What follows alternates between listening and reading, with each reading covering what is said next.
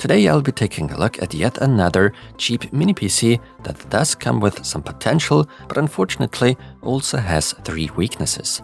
This is the GEEKOM Mini Air12 Lite, equipped with the widely used Intel N100 Quad-Core processor and integrated Intel graphics, 8GB of RAM, and a 256GB SSD.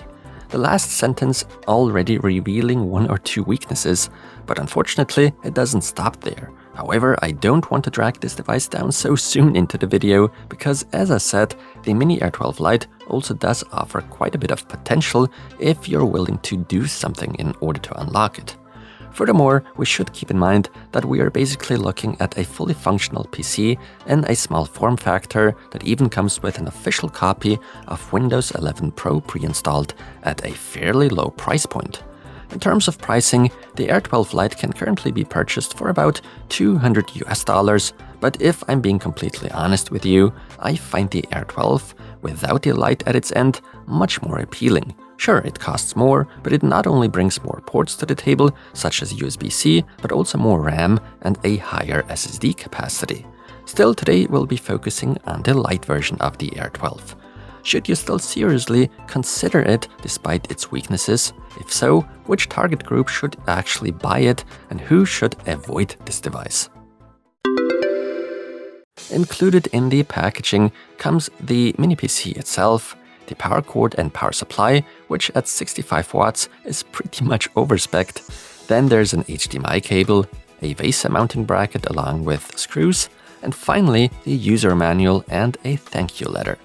As far as looks are concerned, the Mini Air12 Lite is kept very minimalistic. In fact, the outer shell is plastic, and it's actually the rougher, unsightly type. That's my impression at least. The build quality, however, seems to be generally good, especially since the device's internals feature a sturdy metal frame, and proof of that is the fairly high weight of around 1,000 grams for such a small device. The dimensions here are 135.5 by 115.5 by 34.5 millimeters. On paper, in terms of specs, particularly the variety of ports is respectable within this price range. At the heart of the mini PC is the Intel N100 based on Alder Lake N, sporting 4 cores and 4 threads.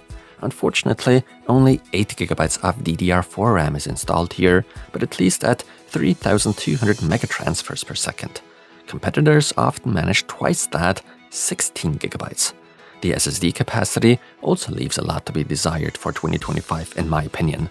256GB are very measly. Some competitors offer 512GB as the bare minimum. This also happens to be a SATA 6GB per second SSD by the manufacturer POSIT, which is totally fine though. For most users, great read and write speeds are offered. Windows also boots up quickly with it. I think it's excellent that we are given super easy access to the internals of this mini PC. Simply loosen 4 screws and pull off the bottom cover. Upgrades to the RAM and SSD can then be made, which should probably happen sooner than later in the near future. However, a second M.2 slot is not provided. Now what about the overall connectivity? Well, on the front there are 2 USB 3.2 Gen 1, next to it a fairly odd front panel header that hardly anyone's going to use, and 3.5mm headphone and microphone ports, for once separated from each other and not in a combo jack. Moving on to the back, we get 1 HDMI 2.0, 2 USB 3.2 Gen 2, 2 USB 2.0, 1 gigabit LAN, and even 1 DisplayPort 1.4 output. Right around the corner there's also a Kensington lock. But there's no trace of any SD card reader or USB-C port on here. One of those surely would have been nice. Although it should be said that thanks to the Intel N100 graphics package, the Mini Air12 Lite can power 4K monitors, and that's even simultaneously. In terms of wireless connectivity, Wi-Fi 5 and Bluetooth 5.1 are supported. As already mentioned, Windows 11 Pro comes already pre-installed. Version 23H2 is installed out of the box, to be exact. Windows appears to have been activated with an official OEM license, and that's great. There's no bloatware pre-installed here. Apparently, it's a clean Windows installation. I also didn't notice any questionable services and processes running in the background, and nothing unusual starts up with Windows. Pre-installed only comes the Microsoft Edge web browser. To my great surprise, however, the so-called Google Docs offline extension is already pre-installed, which I have had some experience with on other mini PCs. I was rather critical about that extension because I simply can't reliably check its origin, and there have in fact been fake extensions loaded with malware in the past. So maybe I was just a bit too overcautious. If any of you know more about that extension, please let me know. Of course, obligatory virus/malware scans are part of my standard testing, starting with Windows Defender/Security, then Malwarebytes, and finally scanning the entire SSD externally with Norton 360. All virus scanners mentioned came back clean and didn't detect any malware. The Mini Air 12 Lite indeed seems to be clean. However, I was put off by the UEFI BIOS when I first booted into it. I can tell you that apart from the boot order, you basically can't configure anything in here. I find that a bit mean that you as a customer are locked out like this, but unfortunately it is very common practice with such Intel N100 based platforms. This is practically an idiot-proof device, preventing any accidental misconfigurations on the user's part. Very well, when I wanted to first read out the CPU clock speeds at full load using Cinebench 2024, I unfortunately had to discover that this popular benchmarking tool does not run on today's device. This is due to, among other things, the inadequate amount of RAM. 8 GB are no longer up to date, but of course you have to keep things in perspective, because to be fair, no one in their right mind would buy such a PC and then fire up intense rendering workloads. There weren't any issues with the older version Cinebench R23 though. The N100 CPU initially clocks at around 2.9 GHz and maintains the same clock speed of 2.9 GHz even after 2 minutes have passed, as expected. Because Cinebench 2024 cannot be run with the Mini Air 12 Lite, I had to switch to Cinebench R23 to test and compare the CPU performance with other devices. While a PC equipped with the Intel N100 definitely ranks at the bottom of the performance tier. In fact, a few points are probably even shaved off because of those measly 8 GB in here compared to other N100 models. There's obviously not much you can do with such devices within the entry-level tier. Nonetheless, you can still do office work and do everyday tasks such as watching movies and videos. Even 4K UHD video playback is smooth. In theory, with a little patience, you could still do some light image and video editing and rendering, but that's something I would normally advise against. An N100-based mini PC like this is completely unsuitable for gaming. AAA games of past years only run with great difficulty and a poor frame rate. So if you're gaming, then make sure you're only interested in casual games that are not so graphically demanding. The power consumption of today's Mini Air 12 Lite, on the other hand, is extremely low.